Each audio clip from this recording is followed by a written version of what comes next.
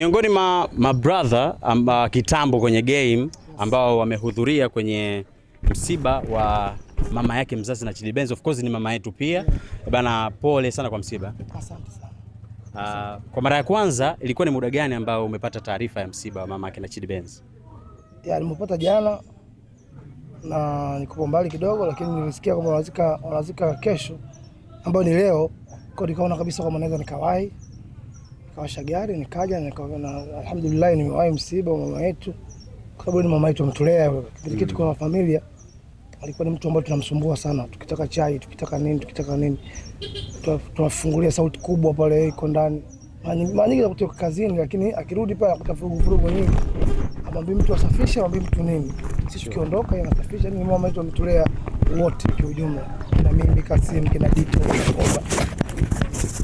Ile Tunda, ulikuwa unafahamu kwamba mama alikuwa anasumbuliwa na magonjwa haya? Kwa kipindi niliongea na Chidi Benz akaniambia bwana, mama anaumwa na kipindi kile yuko Nairobi, alisema akirudi tutaenda kumcheck.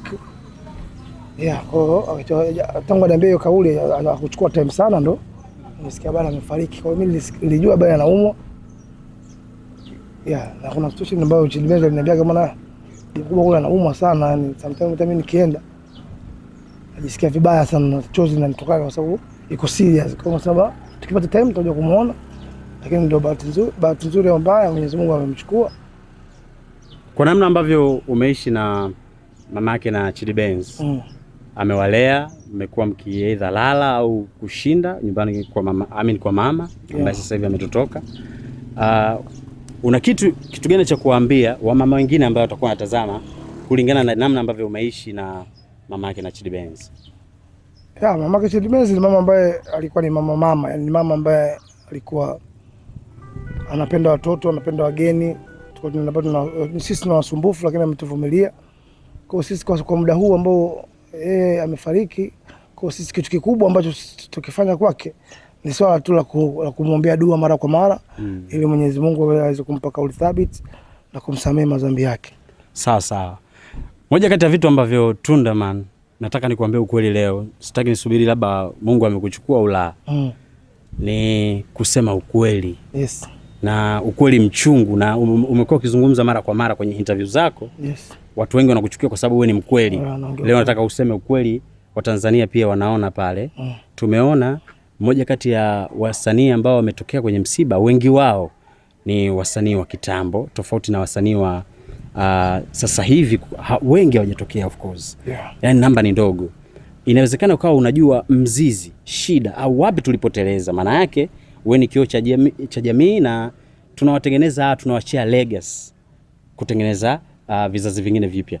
Unahisi wapi tuliteleza mpaka tumetengeneza vizazi hivi? Umimi tu. Sasa hivi wasanii wengi sana wana umimi. Kama mimi, lakini hamna joint ambayo msanii kwa msanii unaikuta. Kama featuring tu, mtu kumwambia mtu featuring tu inakuwa ngumu. Unafikiri kwenye msiba wako au msiba ambao unakuhusu 100%, haizi kutokea. Kwa point kubwa ni kwamba Chidi mpata matatizo, ambao Chidi ni msanii ambaye yuko katika vizazi vyote, kizazi cha nyuma na kizazi cha sasa hivi. Nilitegemea kwamba wasanii wengi watakuja kumzika mama yake, na sio tu kuja kwa sababu ya ukisikwa na watu wengi pia una dalili njema za kwenda peponi. Kweli kasukwa na watu wengi, lakini industry yake ambayo yeye ya sasa hivi wasanii wengi wao hawapo. Kwa hiyo japo mimi kuna simu tu chache nilizipokea, bwana wapi msiba, tukomba sisi tutawahi, unaweza nipigia hivyo.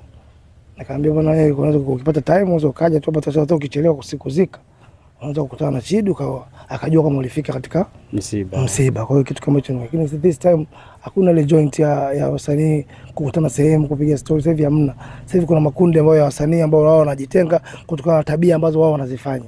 Yani hizo zipo. Kwa hiyo nyinyi mkiwa mna tabia moja, msanii mko 6 mnakuwa mna kundi lenu, na nyinyi mna tabia ya uongo mko 6 mnakuwa na kundi lenu, nyinyi mna tabia ya uzinzi mko 10 mnakuwa na tabia yenu. Kwa this time mko wasanii kwenye makundi hayo.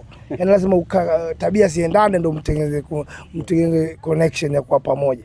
Kwa sio kitu kizuri. Sisi wasanii ni wamoja, tusapotiane. Ukiona sasa Chidi Benz na jambo lake lile la kheri, lile la shari, lakini lazima tuwepo. Leo huzuni, leo la furaha, lazima tuwepo. Kwa hiyo kitu kama hivyo, leo msiba huu umetokea, usitegemee tena mama yake tena Chidi Benz akafa tena, haiwezekani.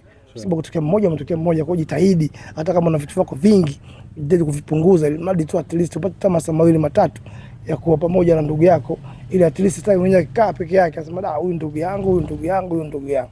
Because this time mimi nachotaka kukiongea ni kwamba wasanii wengi Bongo Flava sio wamoja.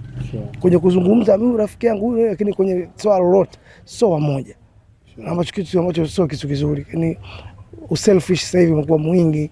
That's why mtu anatoa ngoma ambayo yeye watu wengi wanatoa ngoma ambazo wao wanataka sisi tuzisikie.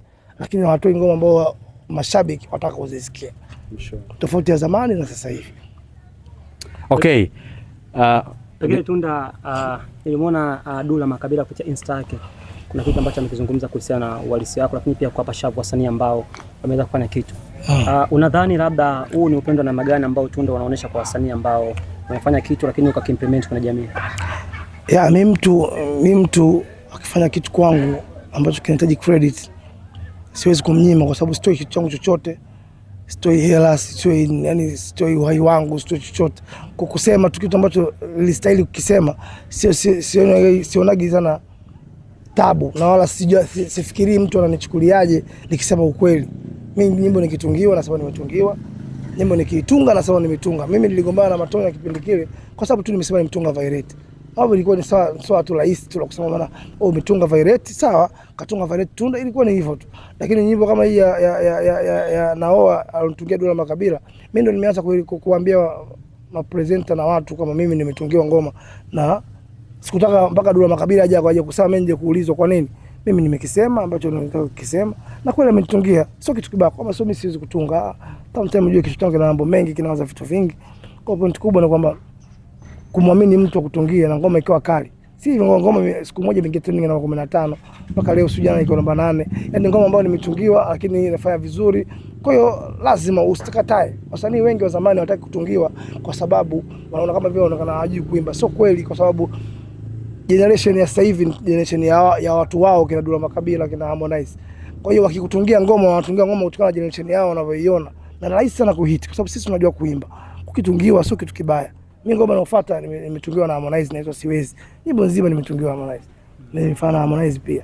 Kwa hiyo nikatae kwamba sijatungiwa, na kati nimetungiwa. Sasa. Yeah, man. Okay.